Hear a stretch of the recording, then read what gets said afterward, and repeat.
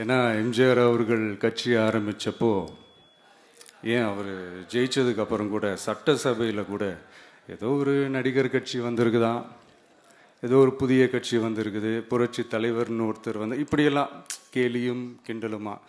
அதனால் யார் அரசியலுக்கு வந்தாலும் இப்படி கொந்தளிக்கிறது தான் அவங்களுடைய வேலையே. அப்படி தான் நாம் அரசியலுக்கு வந்ததுக்கப்புறம் கூட இந்த விஜய்க்கு என்ன அனுபவம் இருக்குது, எம்ஜிஆர் அவர்களுக்கு எவ்வளோ அனுபவம் இருக்குது தெரியுமா?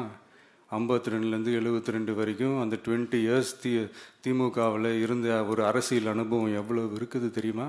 விஜய்க்கு என்ன பெரிய அனுபவம் இருக்குதுன்னு கேட்டால் அதே வாய் தான் அன்னைக்கு எம்ஜிஆர் அவர்களை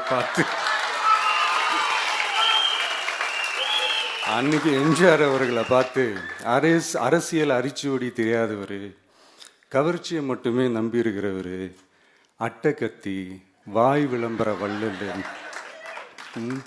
இவருக்கு கேள்வி மட்டும்தான் கேட்க தெரியும், பதில் சொல்ல தெரியாது, நிருபர்களை சந்திக்க மாட்டார், டெல்லியை வகச்சிக்க மாட்டார், மேலே இருந்து அவருக்கு அவ்வளோ ப்ரெஷர் இருக்குது, அப்படி இப்படின்னு சொன்னதும் அதே வாய் தான். அதனால் எம்ஜிஆர் அவர்களை மட்டும் இல்லை, அவருடைய தொண்டர்களை கூட விட்டு வைக்கல.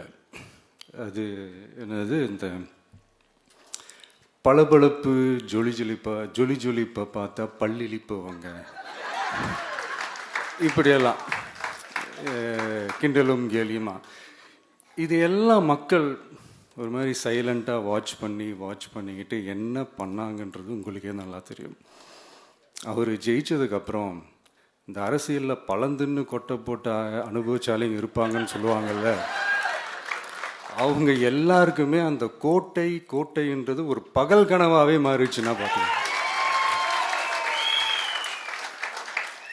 77 மாதிரியே இப்போவும் அந்த பழைய தேஞ்சி போன, துருபிடிச்சி போன, நஞ்சு போன அதே அந்த பழைய வெப்பனையும் இப்போவும் கையில் எடுக்கிறாங்க. அதனால் மை டியர் ஜென்டில்மேன், டெக்னாலஜிலாம் வளர்ந்து வேற எங்கேயோ போயிட்டுருக்கு, அட்லீஸ்ட் உங்கள் டெக்னிக்கையாவது கொஞ்சம் மாற்றுங்க பாஸ்.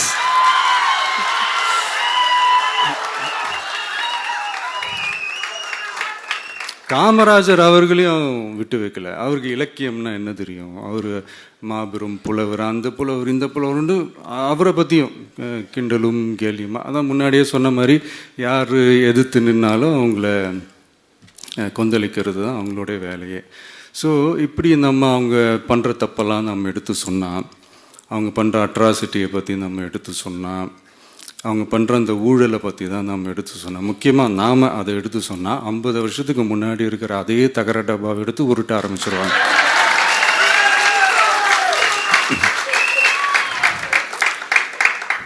பவள விழா பாப்பாவுக்கு வேற என்ன தெரியும்?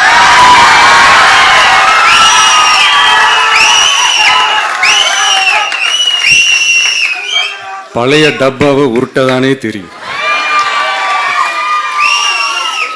அதுக்காக நாம் அவங்க பண்ணுற தப்பெல்லாம் சொல்லாமல் வெளியே சொல்லாமல் இருக்க முடியுமா? சொல்லுவோம், சொல்லிக்கிட்டே இருப்போம்.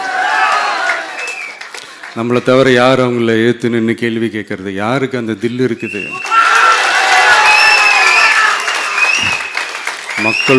மக்களோட ஒரே பிரதிநிதி நாம மட்டும்தான்.